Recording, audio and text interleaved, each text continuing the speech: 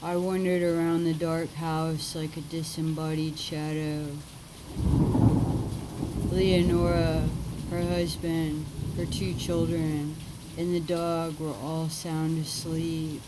No one was disturbed by my presence, which seemed utterly natural to them. Either I did not exist for them, or I had become a ghost, or perhaps just one more of the dolls. I glided from room to room, living a long-held fantasy of mine to become an invisible man and observe others in their intimacy without any interaction between us.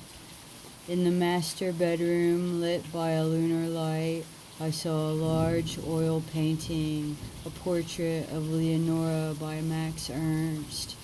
Very young and beautiful, she wore a dark green dress blown by the wind and seemed to be on the lookout in the midst of a forest of black trees.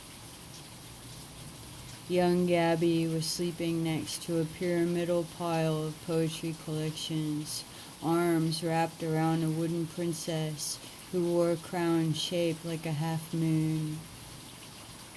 Upon young Pablo's desk was a candy box, and pinned on it was the cadaver of a large toad, its belly sliced open so that its entrails were exposed.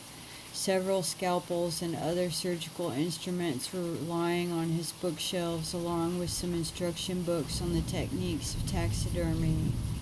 Eldra, half awake and drowsy, lay on the couch between the 2 Anubises, gnawing contentedly on a small statue of the Virgin of Guadalupe. Down on the humid ground floor, I discovered a photography lab. Its walls were covered with photos of baptisms, first communions, birthdays, marriages, and funerals. This was how the antisocial Cheeky earned his living, taking photographs of groups of people who all seemed to have the same face. When looked at together, these photographs gave the impression of an anthill.